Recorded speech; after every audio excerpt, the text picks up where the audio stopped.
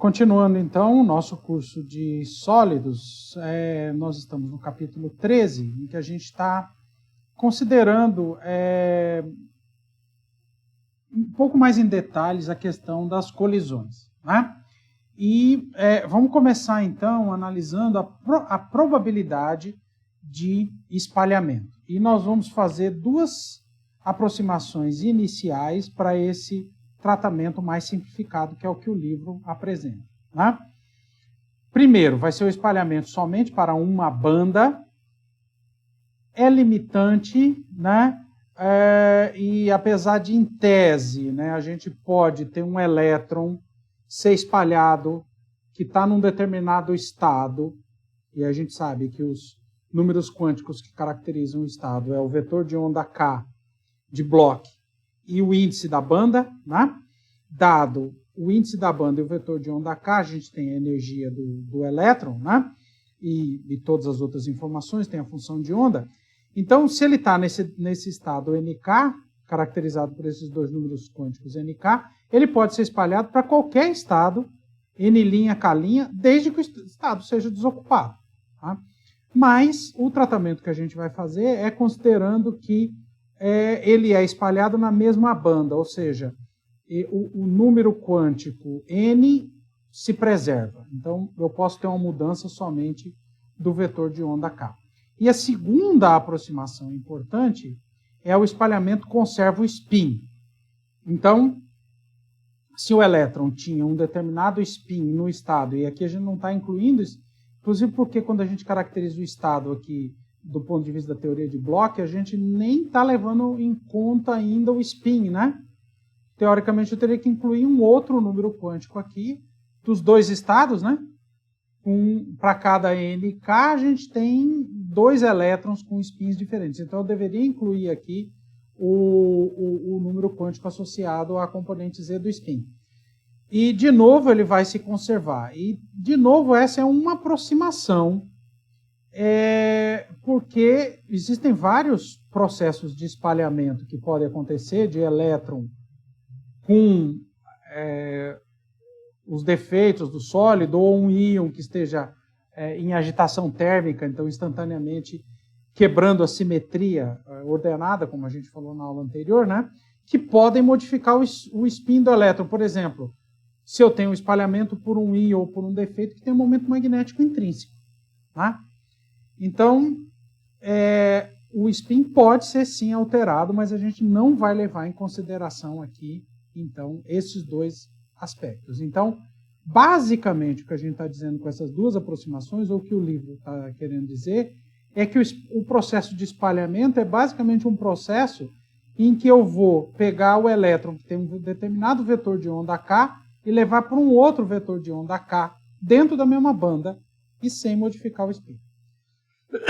Pronto, então nós vamos definir essa grandeza W de K, K', e aqui, por isso que o K só depende de K e K', né?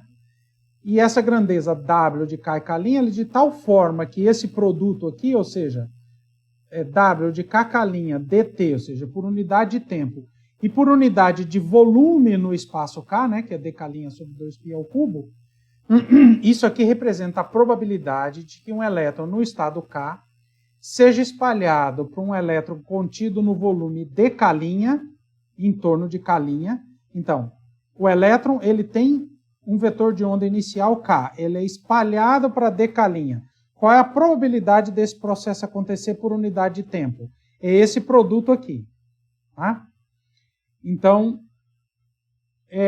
esse produto é o que vai dizer se esse espalhamento envolvendo K inicial e K' final é possível ou não, né? Acontece ou não. Para que isso seja verdade, o primeiro pré-requisito é que o estado, então, como a gente já viu, K', os estados em torno de K', ou seja, no volume de K', devem estar vazios. Então, se a gente pensar assim, o G que envolve o K' deve ser zero, né? Instantaneamente, por unidade de tempo, não é isso? Bom, a gente não precisa aqui, de novo, né? A gente não precisa se preocupar aqui com o número quântico principal N e nem com o spin, porque nós vamos supor que tanto a banda quanto o spin se conserva no processo. Tá? A gente pode incluir a condição de que o estado seja desocupado, porque essa expressão aqui, por enquanto, não está levando isso em conta, né? Eu tenho que, para que essa probabilidade seja correta, eu preciso ainda acrescentar um termo aqui que indicaria que os estados em torno de K' estejam vazios, né? Então, como é que a gente inclui isso? A gente multiplica aquela expressão pelo fator 1 menos G de K', né? Porque se G de K' é a densidade ou a distribuição de estados em K', 1 menos isso me diz os estados vazios, né? São os estados ocupados. Então, agora, aquela probabilidade do item anterior, ou seja, a probabilidade do elétron ser espalhado de K para K' num volume de K' em torno de K' por unidade de tempo, agora é essa expressão. E aqui já leva em conta que o entorno de K' tem que estar vazio. Porque se ele estiver cheio, isso aqui pode ser até matematicamente uma expressão... como é que fala? Pode ser até uma expressão que dá um valor razoável, mas esse número aqui vai ser pequeno.